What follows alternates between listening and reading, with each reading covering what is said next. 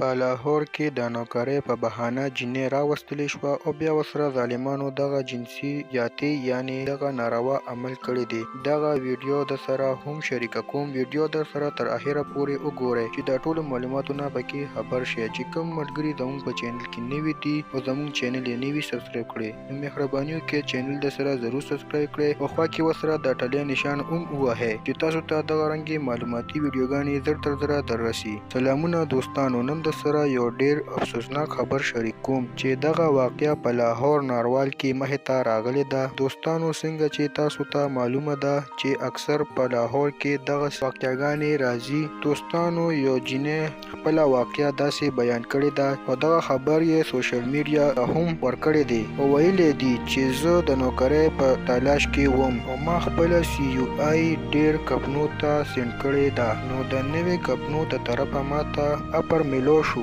زه یې ناروال ته وغوښتم چې زه کله هلته ورسېدم نو ماته یو اډکې موټر والا ولاړ و او هغه ماته وویل چې موږ د کمپنۍ د طرفه تا پسې راغلي یو چې تا موږ خپلې کمپنۍ ته بوځو او میجر سره دې ملاوو. رحمان او طلحه نومې هلکانو زه په دې بهانه په کار کې کېنولم او یو کوارټر ته یې بوتلم او هلته یې یو د نعیم نوم هلک ته حواله کړم. هغه زما نه موبایل هم واغستو او زما سره یې بد کار وکړو او زه یې 2 ورځې په یوې کمره کې بنده کړی وم او ما سره یې دغه غلط کار کولو. اخر هم 2 ورځې بعد زه د دغه ځای نه راوتښتېدم. جینۍ خپل رپورټ په تانه کې درج کړی دی او د 2